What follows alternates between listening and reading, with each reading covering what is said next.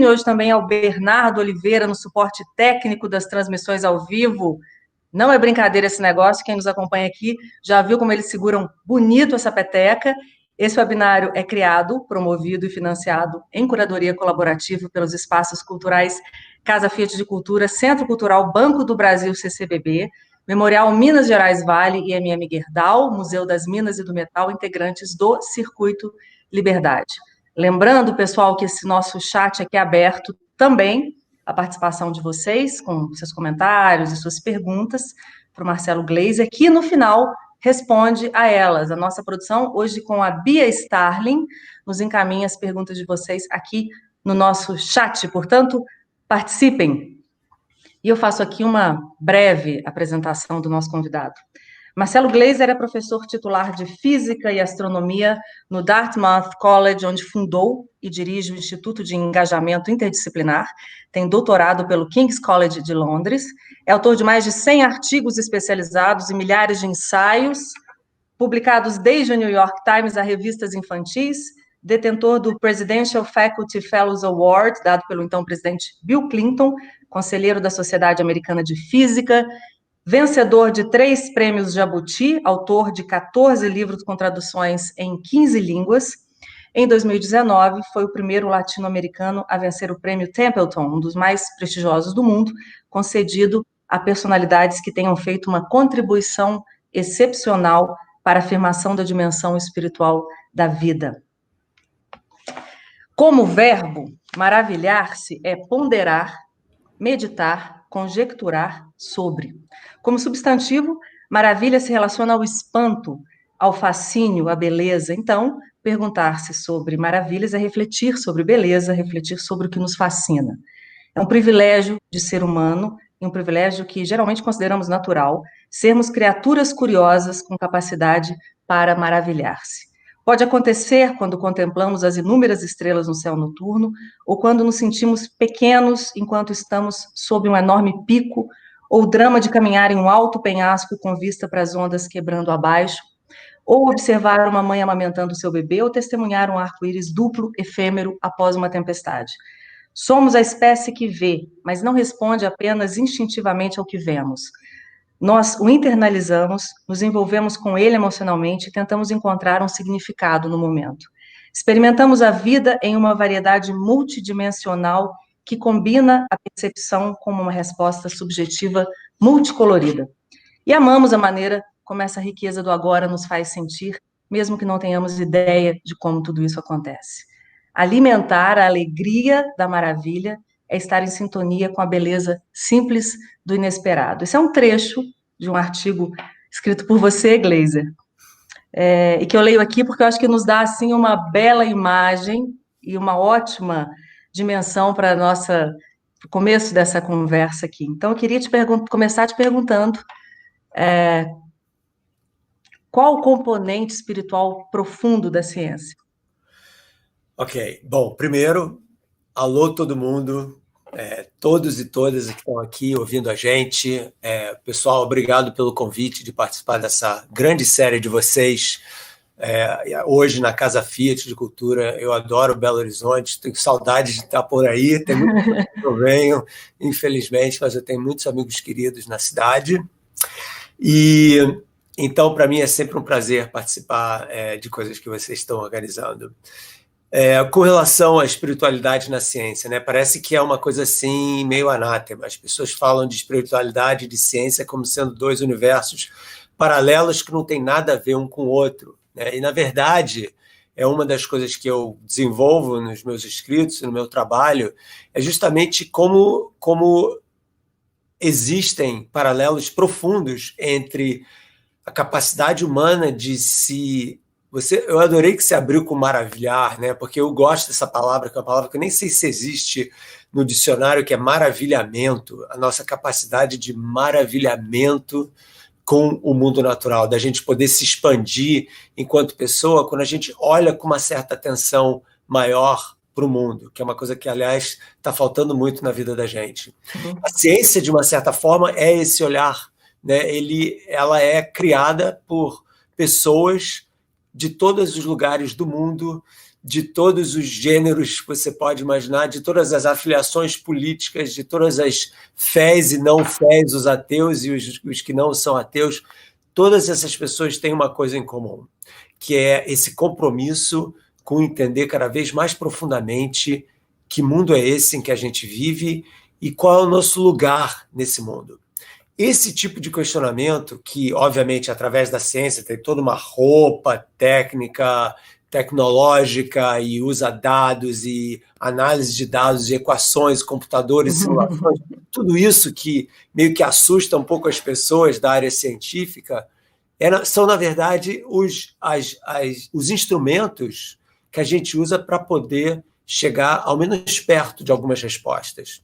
Então, o que move as pessoas a estudarem a natureza, para mim, pelo menos, e para muitos amigos e colegas meus de várias áreas diferentes da ciência, é um apego espiritual a questionamentos que são muito mais antigos do que a própria ciência.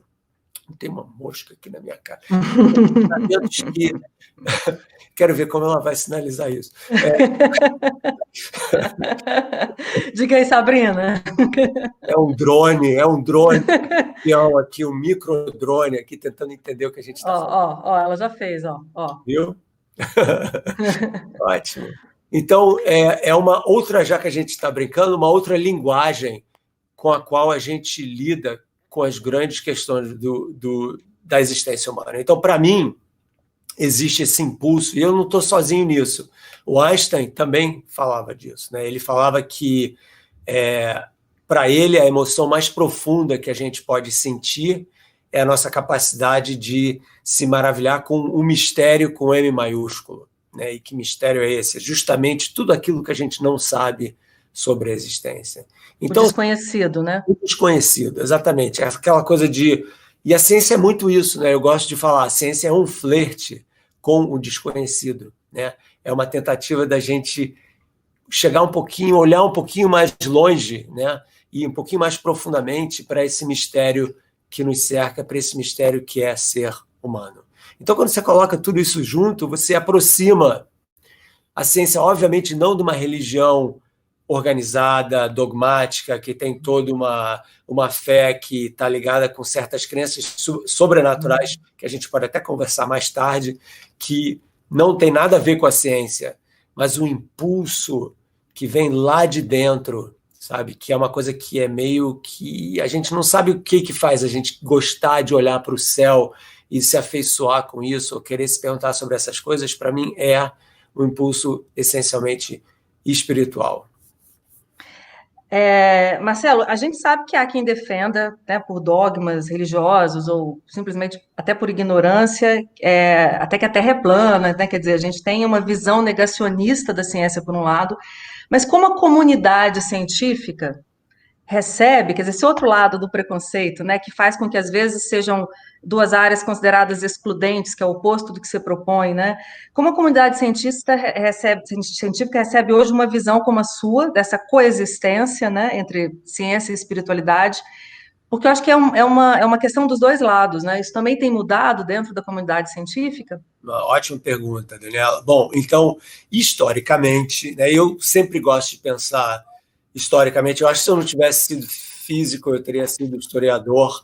Então, eu acho que se você olhar historicamente para o desenvolvimento da ciência, você vai ver que os patriarcas da ciência, né, os nomes que todo mundo fala em casa, né, o Galileu, o Newton, o Kepler, o Copérnico, aí mais para frente o Darwin, o Einstein, certamente os mais antigos eram pessoas profundamente religiosas, todas elas, inclusive o Galileu, com todo aquele embate dele com a igreja e tal, ele tinha 2 filhas que eram freiras, então, quer dizer, essa relação com a religião era parte da mesma coisa. Para o Newton, o Newton, né, o grande Newton, o cara que desenvolveu as leis do movimento, a lei da gravitação universal, Deus era uma entidade integrante do universo. Você não podia tirar Deus do mecanismo que fazia com que o universo funcionava. Na verdade, o universo era uma manifestação dessa presença divina. Então, imagina isso, só que a gente não estuda isso na escola. Então, o que aconteceu? Durante o século XVIII, o iluminismo, o próprio sucesso da física do Newton, que descrevia tantas coisas incríveis com tanta precisão, criou esse culto à racionalização pura da natureza, que a natureza essencialmente é uma manifestação de uma razão, dependendo com quem você fala, divina ou não, né? E vamos dizer assim, a missão do cientista era e é basicamente desvendar os mecanismos racionais que descrevem como a natureza funciona. Tá? Essa é a missão. Síntese. E tirando, então houve vamos dizer assim, uma bifurcação, né? Em que aquela junção que existia entre a ciência, a religião, a espiritualidade e a filosofia foi assim cortada, entendeu? E a ciência seguiu um caminho exclusivamente racional. De certa forma, com uma ótima razão. A razão sendo que, se você quer realmente criar uma linguagem universal que independa da maneira como você acredita ou não numa divindade, ou em que partido que você vote e tal, você não pode ter componentes subjetivos na linguagem científica, entendeu? Então você meio que tem que forçar essa universalidade, e uma maneira de você fazer isso é excluir completamente a fé particular das pessoas. Então, quando você quer olhar para, mas aonde é que foi parar essa fé das pessoas? Bom, aí aconteceram duas coisas.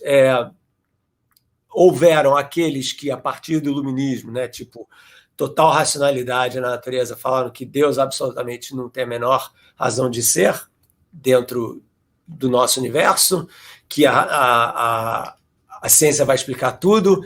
Tem uma história muito legal que eu conto em um ou dois dos meus livros do Laplace. Eu queria contar aqui porque eu acho assim perfeita para exemplificar esse triunfalismo da razão, né? Aquela coisa de nós vamos conseguir explicar tudo. Então, o Laplace era um grande matemático, um grande físico francês do final do século XVIII, início do século XIX, e ele escreveu um livro chamado Mecânica Celeste, que explicava todos os movimentos dos planetas em torno do Sol. Era assim o grande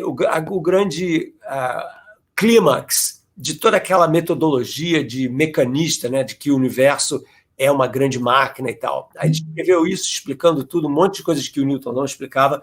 Aí ele deu um exemplar do livro para o Napoleão, que era imperador, né? Daí o Napoleão chamou o Laplace no palácio dele e falou: Monsieur Laplace, eu estou muito impressionado com o seu livro, uma grande coisa que você fez, mas eu tenho uma pergunta muito importante. E qual é a pergunta? A pergunta é: eu não encontrei nenhuma menção de Deus na sua obra. E a resposta do Laplace, famosíssima, é: senhor, eu não tenho necessidade dessa hipótese. Então, quer dizer, a ideia de... Gênio, né? Então, tipo, o que eu não entendo da natureza eu vou atribuir a Deus. E o cara está dizendo: não preciso mais fazer isso, a gente vai entender tudo. E, obviamente, esse é um plano que está fadado ao fracasso, entendeu? Porque você não vai entender nunca tudo, né? Mas o posicionamento é esse. E isso ficou, entendeu? Essa corrente racional da ciência que não tem nada a ver com espiritualidade, não tem nada a ver. Ficou, e é hoje, vamos dizer assim, né, o branding, o rótulo que a gente coloca na ciência e, injustamente, em todos os cientistas, o que não é verdade. Bom, nesse momento, me parece que existe uma percepção de todos nós, né, do senso comum da importância da ciência diretamente em nossas vidas. Estou falando, claro, desse contexto de pandemia e, enfim, basta dizer que estamos todos à espera de uma vacina, né, que virá da ciência, né? Já percebemos o quanto isso é complexo e talvez, aliás, poucas vezes na história da humanidade a gente depositou tanta expectativa no desenvolvimento de uma vacina, né? Então, eu queria te perguntar, primeiro, como você analisa a atual percepção pública da ciência no Brasil e no mundo. E aí eu queria que você comentasse, se possível, junto com isso, um tema que eu sei que te afeta bastante, né? Você é um cientista que busca isso há muitos anos, nos seus livros, agora no seu canal no YouTube, que é esse diálogo da ciência, nem só com a mídia, mas com as pessoas comuns. Tá bom, então, antes de responder essa, deixa eu só fazer um comentário sobre a primeira, a pergunta que passou, que eu não fiz, que eu fiquei empolgado aqui com a Laplace, que é o seguinte, você perguntou sobre como isso está sendo visto hoje, né, pelos cientistas, que é uma coisa muito importante de eu comentar. E o que a gente está vendo é o seguinte, que, obviamente, você tem a geração mais velha, ainda é super aquela coisa canônica da ciência, mas você está vendo uma mudança de atitude que está ficando cada vez maior com relação a justamente essa questão do subjetivo, do humano retornando à ciência, né? E eu diria que eu sou um dos caras que está puxando esse barco, né? Mas tem um monte de gente no mundo inteiro fazendo isso também. Então, minha previsão é que isso vai ser como a ciência vai se desenvolver cada vez mais nas próximas décadas, ou seja, retomando o elemento humano na sua narrativa da natureza. Quer dizer, aquela objetividade infalível que a gente fala da ciência, que é uma grande ficção, está começando a ser vista como uma grande ficção, finalmente. Então, a gente tem que resgatar a nossa humanidade dentro dessa narrativa científica, que é o que está acontecendo. Agora, ok, só queria comentar isso. Então, essa espiritualidade está, eu acho, crescendo cada vez mais, e a geração 9, eu acho que vai levar isso adiante.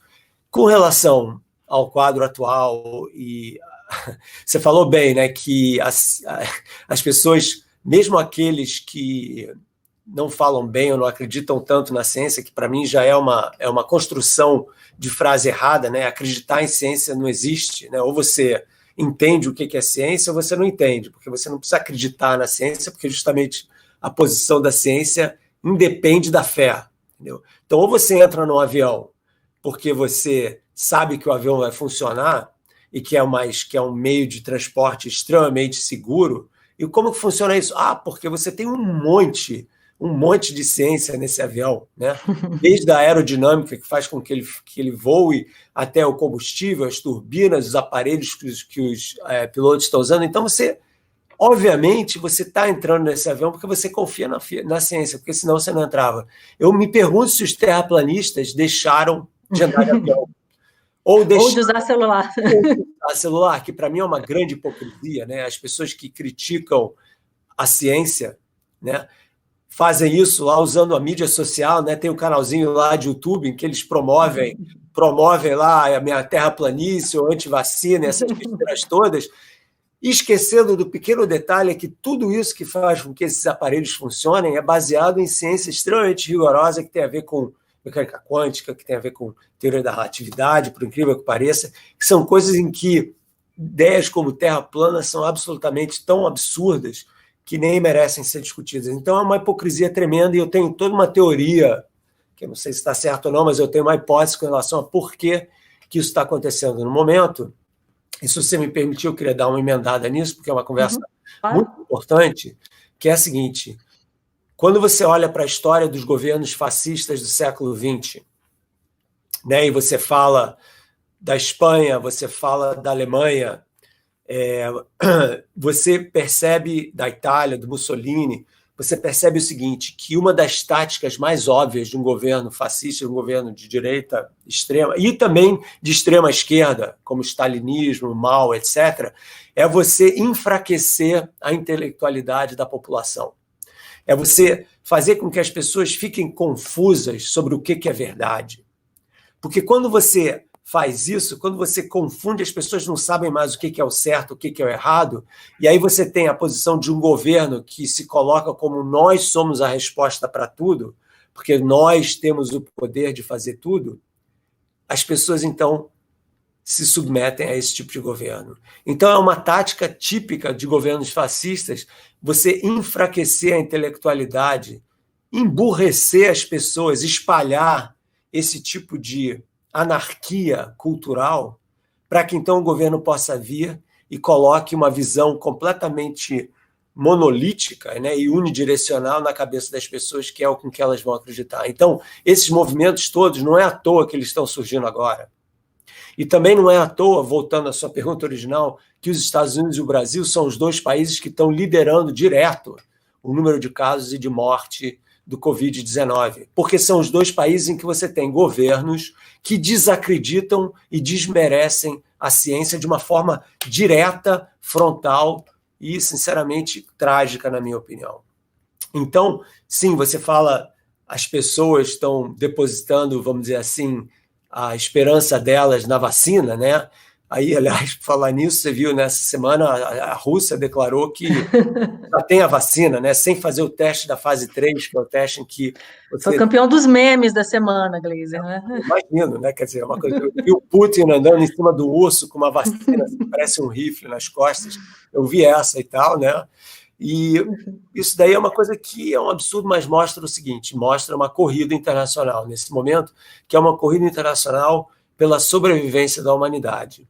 Não é que o vírus vai acabar com a gente, não, né? Porque se a gente comparar com, por exemplo, a gripe espanhola de 1918, que é uma comparação que eu acho extremamente importante das pessoas estarem cientes. Então, vamos fazer uma viagenzinha no tempo aqui. 102 anos atrás, gripe espanhola, 1918, matou 50 milhões de pessoas. 50 milhões de pessoas. Qual era a população da Terra em 1918? Mais ou menos, números redondos, 2 bilhões. Ou seja, um quarto, 25% da população hoje. Então, multiplica 50 por 4, e se a gente estivesse na situação que as pessoas estavam da gripe espanhola em 1918, a gente deveria esperar 200 milhões de mortos por causa da Covid-19. É uma coisa, assim, incrivelmente devastadora, né? E o que aconteceu? Quando você olha para as imagens da época, você vê o quê? Você vê pessoas com máscaras, você vê pessoas fazendo filas com mais ou menos distanciamento social nas cidades. E tem uma comparação interessante que se fez aqui nos Estados Unidos entre o posicionamento dos prefeitos de São Francisco e de Los Angeles, na Califórnia, com relação a máscaras e distanciamento social. E parece que em São Francisco a coisa não foi tão levada a sério, e houve um número de mortes muito maior do que em Los Angeles, ou vice-versa. É uma das duas cidades em que quem não levou a sério isso pagou um preço muito maior, né?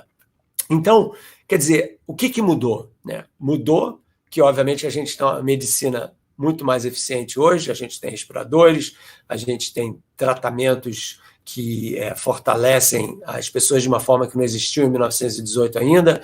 A gente tem CTIs que são muito mais tecnologicamente desavançadas, graças à ciência, né? Mas o que não temos ainda, e isso é uma coisa muito importante da gente situar, é o fato de que, apesar de todos esses grandes avanços nossos, essa doença pegou a gente de surpresa. A gente não tinha anticorpos, a gente não tem defesa contra isso, a gente não tem vacina contra isso, o que demonstra uma coisa que para mim é extremamente importante para a gente refletir hoje em dia, que é a nossa fragilidade com relação à natureza e a nossa codependência com relação ao mundo natural, né? Porque a gente meio que se esqueceu disso, né? O século XX foi um século em que cada vez mais... Da arrogância, né? Da grande arrogância humana, né, talvez. Exatamente, isso mesmo. A arrogância humana da gente achar que está acima dos processos de vida e morte da natureza, que está acima da seleção natural, né? Do fato de que a vida está sempre tentando se reproduzir de alguma forma. E se as barreiras para essa reprodução aumentarem, as estratégias vão ficar cada vez mais eficientes e mais agressivas, que é justamente o que acontece com esse tipo de vírus, entendeu? Então, esse é um vírus que tem uma eficiência para o vírus, né? Incrível de transmissão. E quem paga o preço somos nós, que nos achamos donos do mundo, né? A gente fala hoje, né? Nós estamos vivendo no antropoceno, o período da Terra chamado antropoceno, quer dizer, o período em que nós criamos uma mudança tão profunda na Terra, em que a Terra não pode mais... A história da Terra não pode mais ser contada sem a gente, vamos dizer assim, né? E infelizmente, esses avanços todos que a gente teve tecnológicos nunca vão nos colocar acima do que a natureza exige da gente, que é uma integração e um respeito pelo mundo natural e pelas várias formas de vida com que a gente divide esse ecossistema. Bom, se eu disse aí várias coisas que eu gostaria de explorar mais, vou tentar resumir aqui, né, para te dar um gancho. A gente está vivendo, como você disse, um momento, acho que, de muitas reflexões sobre os rumos, inclusive, que nós tomamos até aqui, que tomaremos daqui para frente. A ciência está, obviamente, diretamente relacionada a isso. Ou seja, há muitas questões com as quais a gente precisa se haver, né, nesse momento.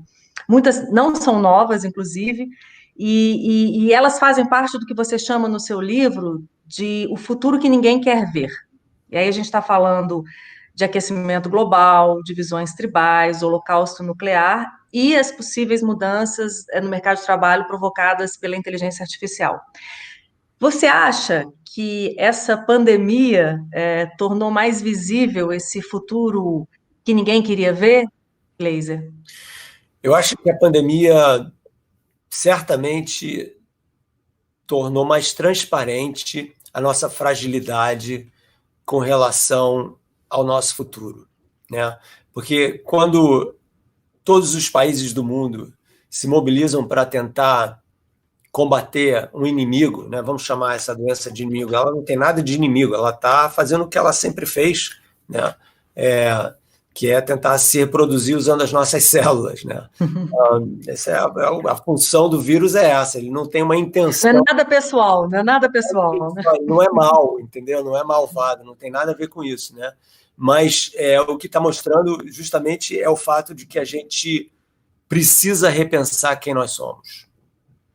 Porque uma das coisas que ficou clara com essa pandemia é a nossa codependência enquanto espécie. Então, a gente sempre se organiza em termos das tribos, né, às quais a gente pertence. A gente fala, já que a gente está conversando aí com vocês, mineiros, a gente fala Cruzeiro e Atlético Mineiro, né? Então, um é o outro. Imagina, cara, são tribos que são totalmente artificiais, né? Com todo o respeito, moçada, um time de futebol, outro time de futebol. E tem o América, que é a turma que torce para os dois.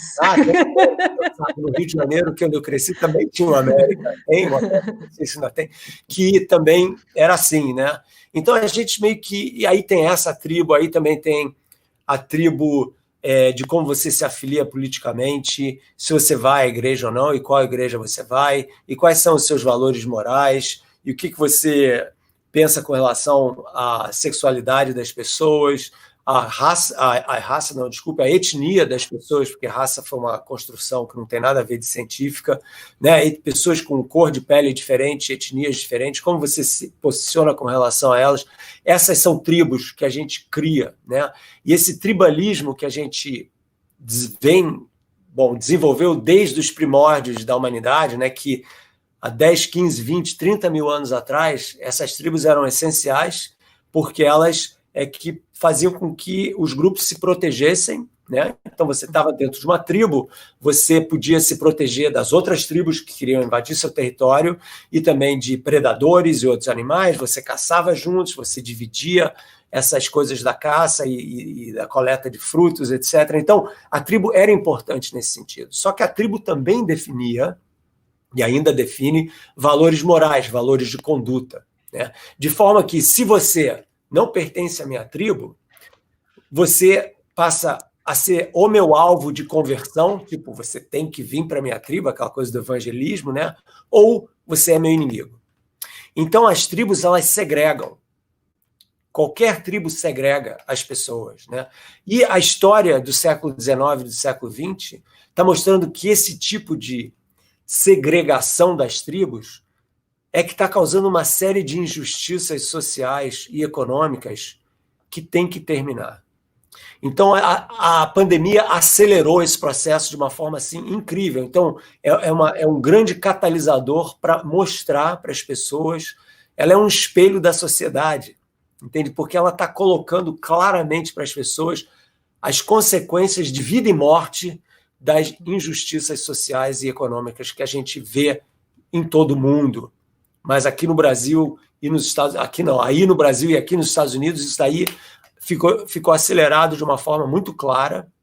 E todos esses movimentos, né, aqui nos Estados Unidos, de Black Lives Matter, né, que a vida dos negros é importante, é óbvio, né? Quer dizer, esse tipo de de situação do racismo aqui, que é absolutamente terrível, é uma coisa endêmica, profunda, e no Brasil também mas é muito menos falado ou discutido, né, por vários motivos que seriam uma outra conversa para a gente, mas o ponto é que essa pandemia acelerou, com certeza, esse tipo de importância e consequência devastadora, porque são essas pessoas que morrem com maior incidência, né? São as minorias que morrem com maior incidência, são as minorias que têm menor acesso à saúde de qualidade. Então, esse tipo de injustiça social, que tem a ver um pouco com essa divisão que eu estava falando das tribos, né? Eles são a outra tribo e essa outra tribo não é a minha tribo, né? Tem que acabar.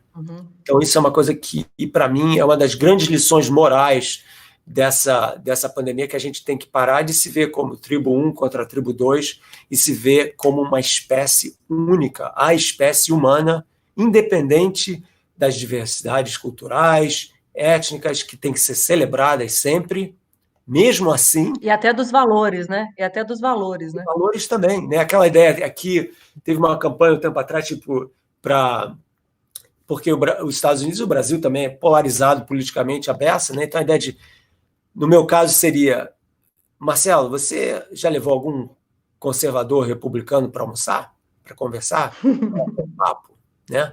E vice-versa, né? O conservador lá já levou um democrata e tal, um liberal, para conversar de uma forma civilizada, para tentar entender por que os pontos de vista são sobre as mesmas, porque as perguntas são as mesmas, né?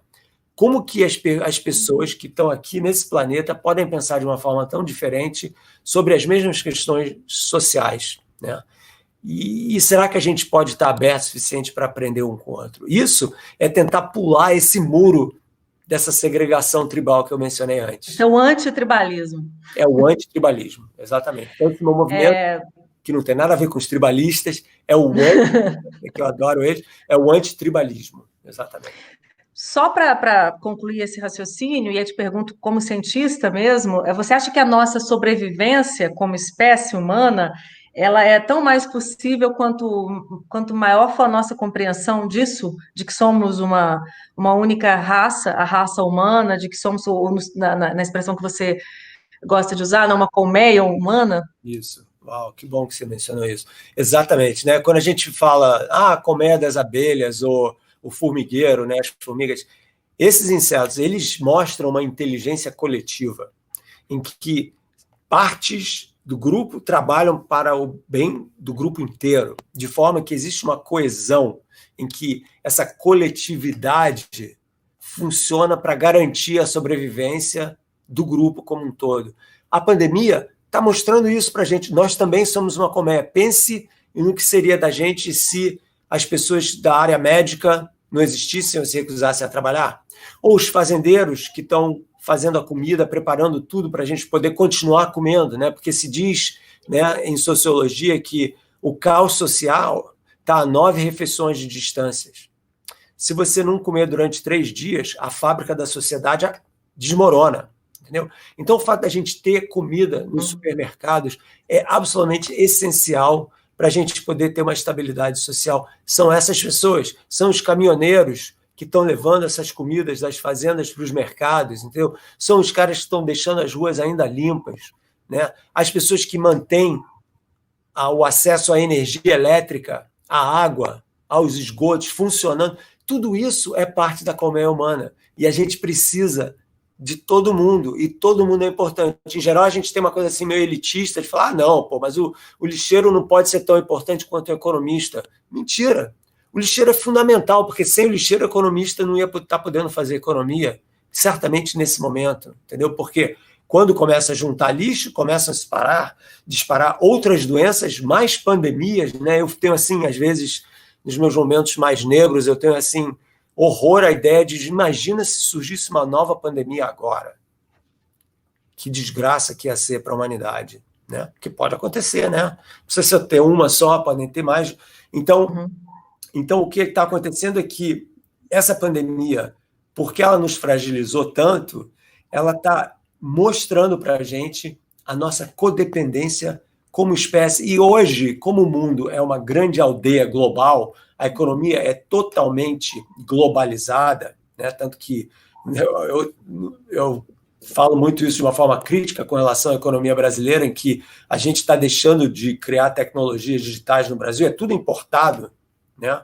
O Brasil é muito bom em agropecuária, em mineração, em exploração de águas profundas, etc. e tal, mas na hora da tecnologia de ponta digital, a gente está ficando completamente para trás, mas a gente tem acesso a esses produtos porque existe uma economia global que permite isso. Então, todo mundo está nesse barco junto.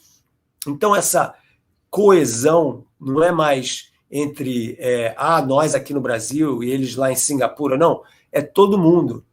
E, para mim, essa união da espécie humana é absolutamente essencial. Por quê? Porque apenas quando a gente se entender que nós somos realmente uma única espécie, e principalmente num planeta frágil, que tem um ecossistema, pelo menos ao qual nós nos adaptamos, que é frágil, é que a gente vai poder garantir o futuro das próximas gerações. Se a gente continuar essa nossa atitude parasítica de achar que a natureza é uma comodidade, é um bem que a gente pode descartar quando quer, sem que tenha qualquer repercussão para nós mesmos, a gente vai estar assinando a nossa própria sentença de morte, enquanto espécie. Então, essa seja a oportunidade que a gente tem nesse momento, né? Sob o olhar da ciência também. Marcelo Gleiser, temos aqui algumas perguntas da curadoria do webinário para você, já entrando aqui no nosso segundo bloco da nossa conversa sobre perguntas. E a primeira delas é a seguinte: o que significa esse momento? Acho até que você já passou por aí nessa sua última resposta, mas se você quiser completar alguma coisa, o que significa esse momento que a humanidade está vivendo e em que momento estávamos como sociedade quando o mundo parou? Ótimo. Então, vamos voltar ao filme, né, para dezembro do ano passado, né, que mais ou menos janeiro, na China e tal, um pouquinho antes. O mundo estava com a economia acelerada, estava não prestando atenção para as injustiças sociais, quer dizer, estava tudo como era sempre, né? Aquela coisa, né? O crescimento desenfreado, o completo descaso pelos ecossistemas, né? Aquela ideia de que, não, o planeta é muito grande, né? O mar é muito grande, é cheio de peixe, não faz mal a gente comer peixe para caramba, que vai ter sempre mais peixe. Aquela mentalidade, né, de que aquela cornucópia, né, que a Terra é uma cornucópia, né, que as coisas vão saindo, sem nunca terminar de ter aquela grande produtividade, né? Isso é uma grande mentira. A Terra é um planeta finito, a Terra tem o que a gente chama de mecanismos de loops que integram como a atmosfera se comporta como os oceanos e as correntes no oceano se comportam. Isso tudo reflete nos ecossistemas. Então, o aquecimento global afeta não só a poluição atmosférica, né, e se fala da temperatura estar subindo, né, e quem não entende aquecimento global, basta estacionar um carro embaixo do sol e fechar as janelas. Dentro do carro, o calor do sol entra e não sai, ou não sai com tanta eficiência. Boa. Né? Se você abrir a janela, o que acontece? O carro refresca. E o que é? Então, para a Terra, basicamente é isso, entendeu? A nossa janela é a densidade da atmosfera. Quanto mais densa, menos o calor sai para o espaço e, portanto, a Terra aquece. Não é engenharia espacial isso, moçada. É muito simples de entender isso, entendeu? Então, quanto mais densa, mais poluída a atmosfera, menos o calor que é gerado, que entra do Sol para cá, e que é gerado aqui também, escapa para o espaço e, portanto, a temperatura fica maior. E o que acontece? Isso mostra a incrível conexão de coisas que você fala, mas uma coisa não tem nada a ver com a outra. Então, o aquecimento global está ligado com pandemias. Por quê? Porque quando acontece o aquecimento global, você tem fora os desequilíbrios climáticos que vão afetar plantações e uma série de problemas com relação a isso, você tem o degelo das calotas polares. E essas calotas polares estão congeladas há dezenas de milhares de anos, 30, 20 mil anos. Nesse gelo está congelado e preservado um monte de doenças que afligiram os nossos antepassados, que ou desenvolveram imunidade a essas doenças ou morreram, mas que foram embora, passaram, entendeu? Com o degelo... Estavam ali quietinhas, né? Estavam ali quietinhas. Então, a gente está cutucando, entendeu? A colmeia com aquela vara curta, certo? E é justamente isso que acontece. O que está acontecendo? Mais de 23 doenças já foram liberadas por causa do degelo das calotas polares, isso confirmadas, fora as que a gente nem sabe, entendeu? E isso, para mim, é uma relação assim meio que inesperada entre aquecimento global e uma fragilidade imunológica, vamos dizer assim, que vai afetar a gente, porque a gente não tem essa imunidade para essas doenças mais, né? Então, só para mostrar que existem essas... Vem daí, então, desculpa, mas só para então, vem daí um pouco essa teoria de que a gente tem uma tendência daqui para frente a ter mais e mais pandemias? Essa é uma das razões, e a outra razão é justamente o fato de que tem uma porção. Outra ligada, só para manter, porque só para manter essa esfera aí do aquecimento global e pandemias, um outro problema é o seguinte: devido ao aquecimento global e ao desmatamento, as populações mais rurais e as populações que vivem mais nas florestas, que dependem da caça para subsistência, porque realmente isso, existe isso, claro que existe isso, e afeta milhões e milhões e milhões de pessoas na África, na China, na Índia. Então, essas pessoas estão tendo cada vez menos bicho normal para comer e estão começando a comer bichos cada vez mais exóticos. E o tipo de vírus, que é o vírus zoonáutico, né, que é basicamente o vírus que consegue passar de um animal para o ser humano, vem justamente desse tipo de alimentação cada vez mais exótica dessas pessoas, entendeu? Então é uma coisa assim que também está afetando e também ameaça a pandemia. E não é isso que aconteceu, por exemplo, muito provavelmente com o vírus, com a AIDS, que veio dos macacos, né? E você tem a gripe suína, e você tem uma série de outras. Isso tudo vem do descaso, né, desses mercados ao ar livre, e que você tem, sei lá, o morcego faz cocô em cima da carne de porco que está ali exposta na barraca do mercado, e aí vai o cara, não cozinha direito o porco, pega aquele negócio e tem um vírus que é novo, e a coisa vai se espalhando, e é por aí. Então, tudo isso está ligado. Então, essa conexão é absolutamente essencial. E se a gente não entender isso, a gente vai estar cada vez mais vulnerável a todas essas coisas. Bom, você já respondeu, então, a pergunta da Daniele Santos da Silva, que era justamente sobre se você considera que a pandemia foi desencadeada pela maneira como o homem se relaciona com a natureza. Acho que a resposta já está aí, lembrando que temos aí alguns minutos ainda para vocês participarem com as perguntas para o Marcelo Gleiser, e aí eu acho que a gente vai ter tempo aqui para mais uma pergunta da curadoria, e aí eu volto às perguntas da turma que está nos assistindo, Gleiser. Tá bom. Tudo será como antes ou podemos reinventar o futuro? Então, eu sou um cara que, apesar de tudo que está acontecendo, eu continuo sendo uma pessoa super otimista. E eu acho que você tem duas maneiras de olhar para uma crise, né? E qualquer crise, não só essa, mas uma crise individual na sua vida, né? Ou você sucumbe à crise de uma forma assim derrotista e fala, tá tudo perdido, não tem como sair dessa, ou você olha a crise como uma oportunidade de crescimento e transformação. Então, para mim, essa pandemia é uma oportunidade de crescimento e transformação da humanidade como um todo, de uma forma que nunca foi possível antes, porque no caso da gripe espanhola, e certamente no caso da peste negra lá no século XIV na Europa, não existiam os meios de comunicação que uniam a gente enquanto espécie. E hoje a gente tem isso, né? Então, para mim, essa capacidade da gente se reinventar hoje é absolutamente fundamental e possível. Na peste negra, aliás, né, a gente tem muito a aprender com as histórias das pandemias. A peste negra, aliás, trouxe a renascença, né?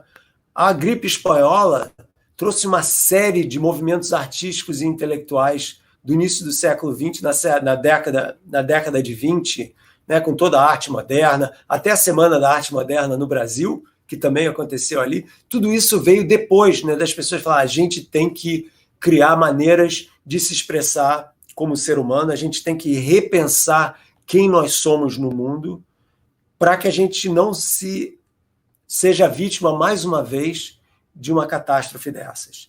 Então, esse é o momento em que a taxa de mortalidade em certos países, por exemplo, aqui nos Estados Unidos e no Brasil, é uma consequência direta, eu acho, do negacionismo científico das lideranças políticas.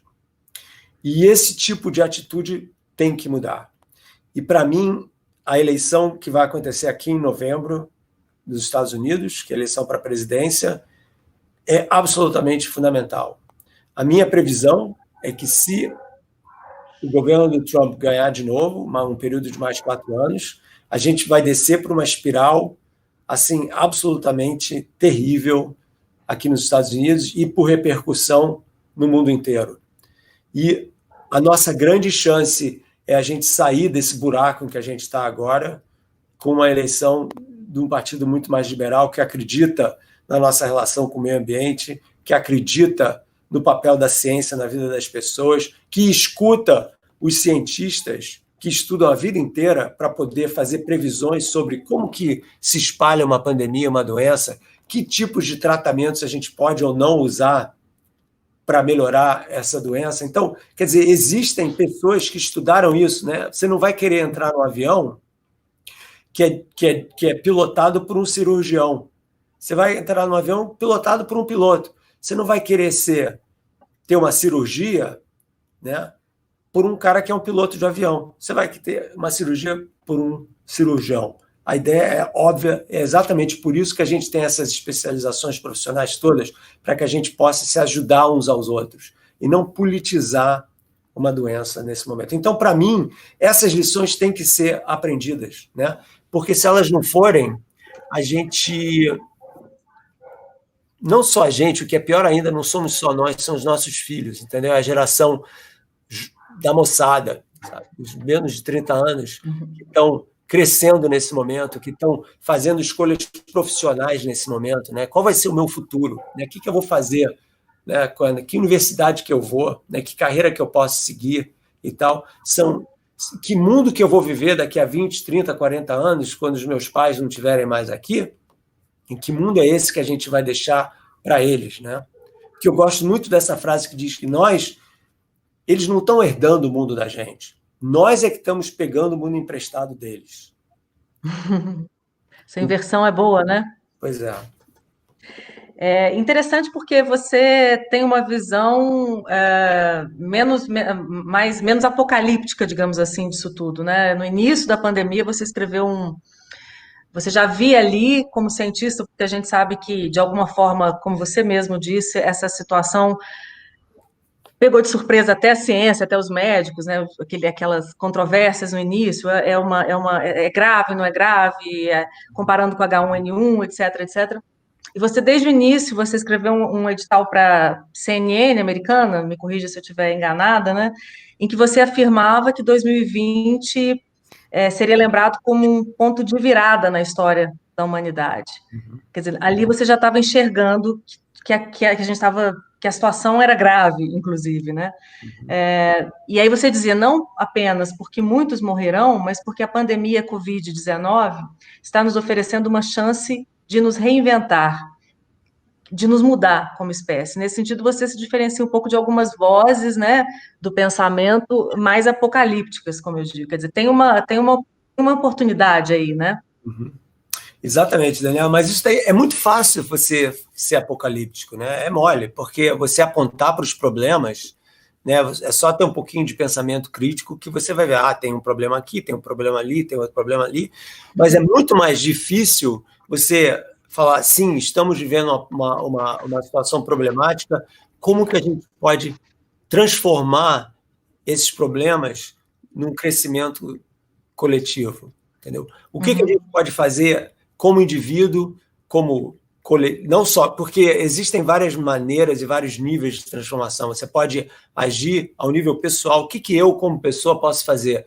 As pessoas têm um certo comodismo com relação a isso, né? Que dizem, não, isso não é um problema meu, é um problema do governo, ou é um problema das grandes empresas. Eu sou pequenininho, eu não posso fazer nada. Isso não é verdade. Todo mundo pode fazer alguma coisa.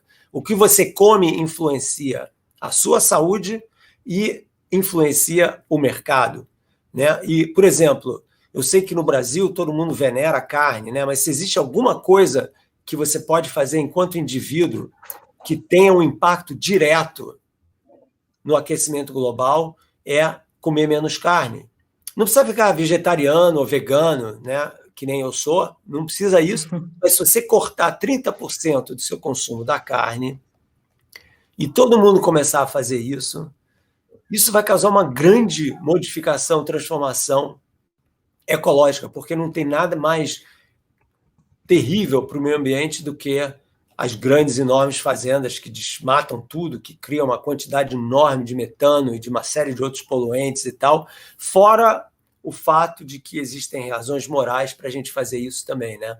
Quer dizer, a ideia de que isso faz parte da moralidade do século XXI. Quem somos nós para se colocar moralmente acima de uma vaca ou de um porco, né? Porque nós podemos construir uma máquina que é capaz de matar essa vaca ou esse porco? Eles também têm um projeto de vida. Eles também querem sobreviver. Eles também querem se multiplicar, da mesma forma que a gente. Então, tem toda uma conversa aí meio complexa com relação a isso, que não tem nada a ver com o lado ecológico, mas hoje vamos ficar só no lado ecológico. Que gera outros papos ótimos, né, Gleiser? Ótimos, super importantes, né? Que a gente não precisa mais desse tipo de proteína para sobreviver, etc. Mas o ponto é esse. Então, se você começar a comprar menos produtos de uma empresa em que você não concorda com a maneira como ela lida com o meio ambiente, ou como ela paga os seus operários ou as suas pessoas, essa empresa vai eventualmente sofrer uma pressão comercial e vai ter que mudar. E a gente está vendo uma coisa muito incrível hoje em dia, em que várias empresas estão acordando para essa nova ética corporativa, né? No Brasil existem vários exemplos disso, a Natura é uma delas, mas tem um monte de outras, em que eles estão entendendo que não é insustentável você manter um modelo econômico em que a gente tem que tirar as coisas da terra sem pensar na consequência do que a gente está fazendo. Gleiser, temos aqui um monte de perguntas, não sei por onde começar. Se possível for, assim, a gente responder, para a gente tentar responder ao máximo de perguntas. A pergunta do Robson Vieira, eu acho que você até também já falou um pouco disso agora, né? Pensando um pouco nessas inspirações para todos nós, né? O papel de todos nós nessa transformação da colmeia, né? Para uma colmeia humana. Ele pergunta como podemos, nesse momento em que vivemos, essa busca pela tecnologia, etc., sobretudo digital, sensibilizar as pessoas de que produção do conhecimento é importante para a nossa evolução. Pois é, então eu acho que você meio que respondeu a pergunta dentro da sua própria pergunta, porque esses meios de produção tecnológicos aí que você mencionou, que basicamente, se você olhar para a economia americana hoje em dia, e se olhar para quem que está dominando a economia americana hoje em dia, são essencialmente 4 empresas, né? É a Amazon, é a Google, é a Apple, a Microsoft e também lá as empresas do Elon Musk, Tesla, etc. e tal.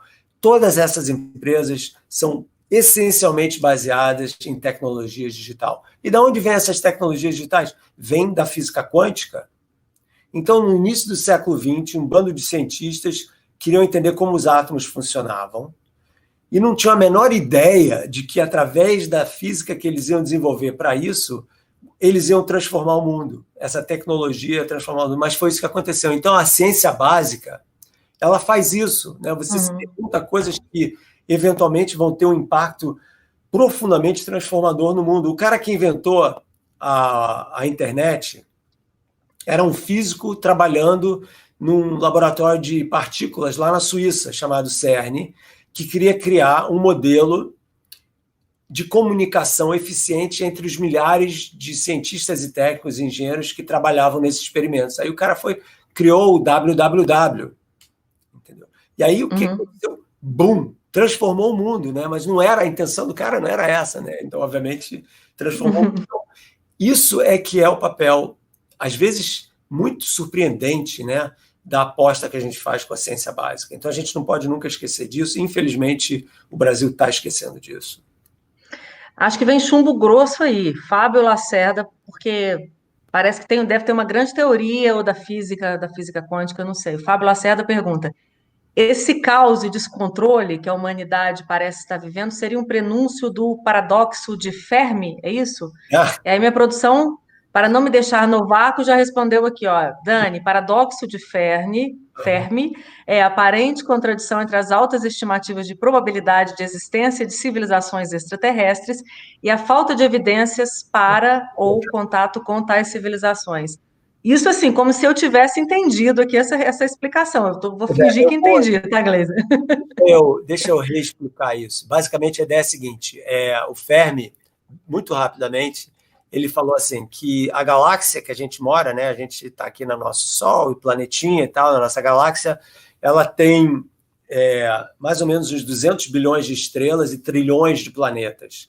Então, o cara, em 1950, ele fala, mas espera aí, se existem tantos planetas e alguns deles podem ter uma estrela que é mais velha, milhões mais velhas que o nosso Sol, devem existir muitas civilizações avançadas na galáxia, e se elas eram avançadas milhões e milhões de anos antes da gente, elas deveriam já ter colonizado a galáxia inteira.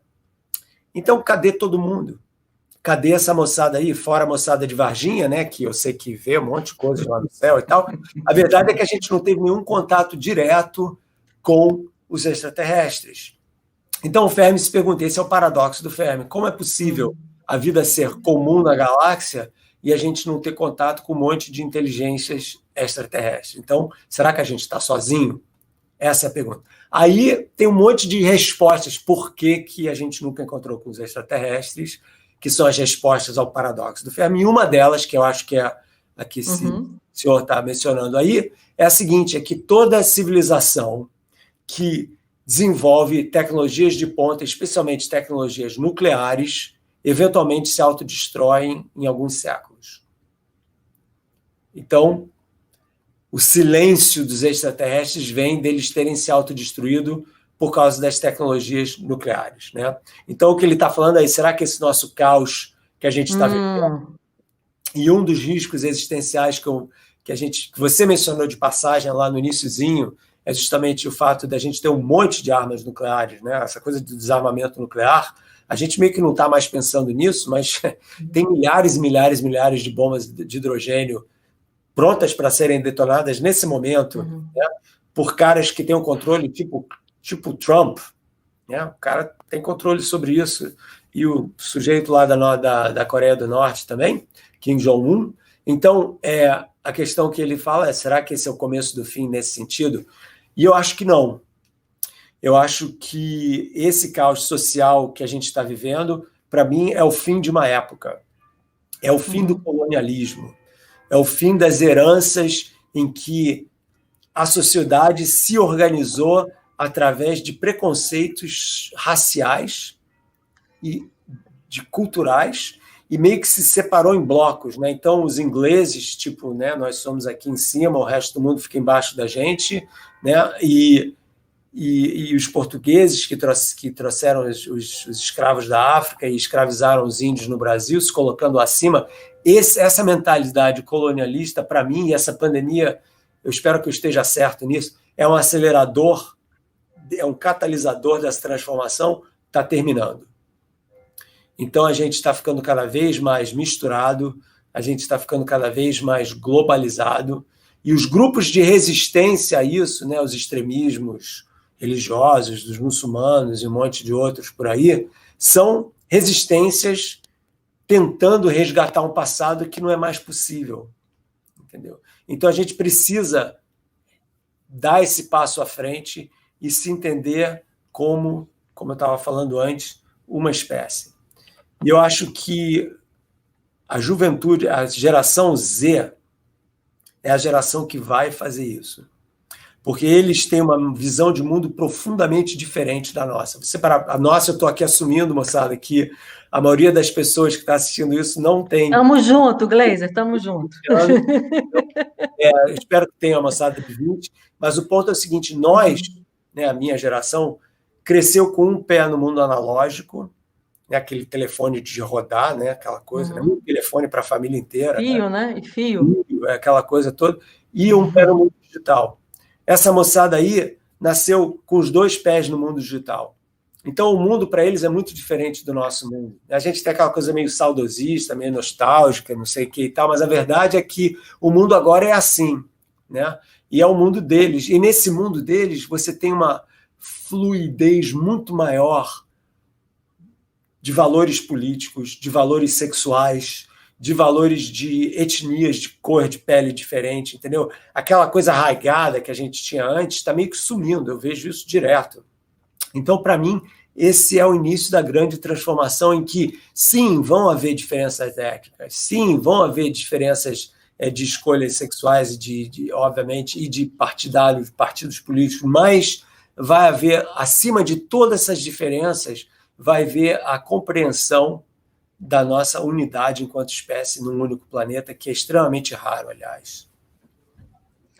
Temos aqui algumas perguntas, mas me parecem perguntas complexas, que talvez demandem respostas mais demoradas. O Anderson pergunta, por exemplo, eu não sei se a gente vai conseguir aqui, já acho que, me diga, Gleiser, mas acho que a gente vai ter que mandar a turma lá para o seu canal do YouTube, onde você dá aulas, né? O Anderson está perguntando onde se dá aulas semanais, não é isso? E onde você responde as perguntas das pessoas, né? O Anderson está perguntando, a ciência tem estudado alguma forma de energia produzida pelo pensamento, a saber se essa energia possa prosseguir no universo como a luz das estrelas? Eu acho que a gente não consegue responder isso em ou 2 minutos. Consegue? Não, é simples, não. O pensamento não produz energia que a gente possa usar para fazer máquinas funcionarem ou lâmpadas acenderem, quer dizer, eu acho que não é por aí, né? E depois tem que pensar o seguinte, de onde vem o pensamento? Vem da nossa cabeça. E como que a nossa cabeça funciona? Porque a gente consome energia. Então, para a gente ter pensamento, a gente tem que consumir energia, então você tem um círculo vicioso aí que, infelizmente, não resolve problema nenhum. O problema é resolvido quando a gente usa combustíveis não fósseis, tipo energia solar, hidrogênio, energia eólica, marés, etc. Essa é a solução do problema da energia. Cicazinha pergunta, o professor acha que as pessoas estão realmente refletindo sobre o processo? Elas vão sair diferentes disso, ou seja, dessa pandemia? E essa é a última pergunta, eu acho que dá tempo aqui da gente responder. Olha, é difícil responder essa pergunta, porque eu não estou com o ouvido na casa de todas as pessoas do mundo, né? Quer dizer, infelizmente, a gente tem um acesso muito limitado ao que a maioria das pessoas está pensando, né? Então, a única maneira da gente responder isso é através da atitude das pessoas com relação à pandemia e com relação ao futuro.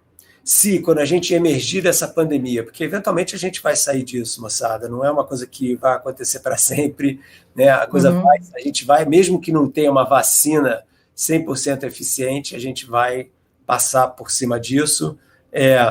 Então, a questão é como que as pessoas vão se comportar depois disso, da mesma maneira de antes? Será que as pessoas vão se beijar, se abraçar, pular carnaval, suar juntas da mesma maneira que faziam antes? Aí no Brasil é uma pergunta fundamental da existência do Brasil e tal, e eu não sei a resposta para isso, né? Eu posso te dar a minha resposta, eu vou tomar muito mais cuidado, porque eu estava hoje mesmo conversando com a minha família e a gente fez um comentário muito interessante que talvez seja verdade para a maioria de vocês também, que é o seguinte, desde que a gente começou a ficar em casa, que foi na primeira semana de março, ninguém ficou doente.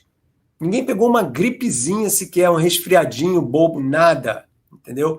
Ou seja, obviamente, é quando a gente se expõe, escola, avião, cinema, que a gente fica mais exposto a esse tipo de problema. Então a questão é, será que a gente vai ser um pouquinho, não é que a gente vai virar bicho que vai fechar nas casas e tal, mas a gente vai mudar, eu acho, a maneira como a gente se comunica.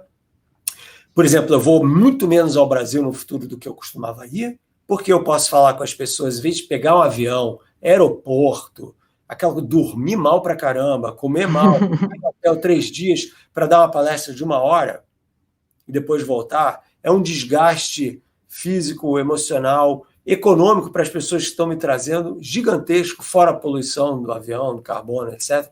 Isso vai mudar. Será que você precisa ir no escritório do seu advogado lá na cidade para conversar com ele ou com ela? Não, você pode fazer o que a gente está fazendo agora. Então, eu acho que vão haver transformações e o mercado imobiliário, em particular, eu acho que é um mercado que vai ser muito impactado com isso. Eu acho que as pessoas vão mudar um pouco a maneira como elas fazem negócio.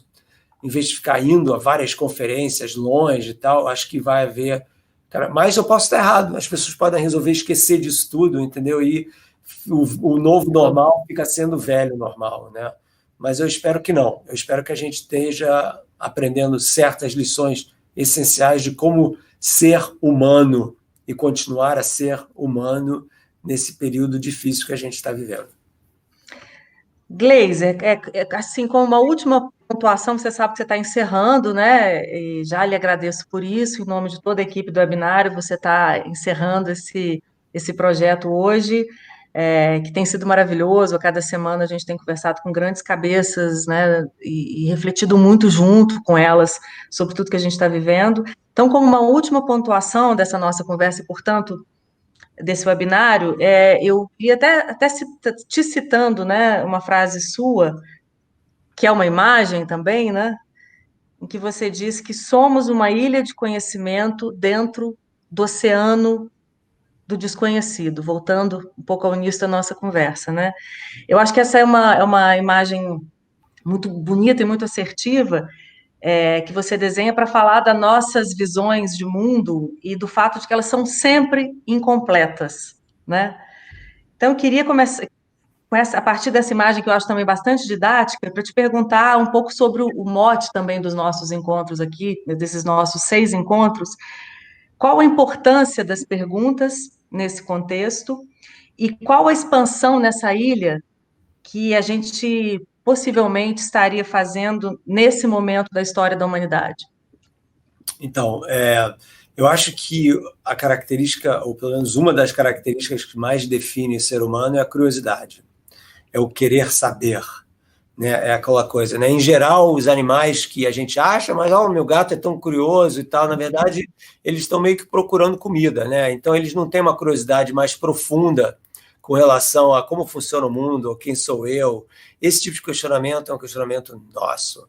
E ele deve ser celebrado todos os dias. E, para mim, quando a gente está pensando no que é uma vida que tenha sentido, né? Uma vida que a gente possa acordar todo dia de manhã e falar: eu quero viver hoje. Hoje é um bom dia para viver. Essa vida que eu tenho é uma vida que pode ser celebrada cada vez que eu acordo. É justamente o querer saber que faz a gente valer a pena.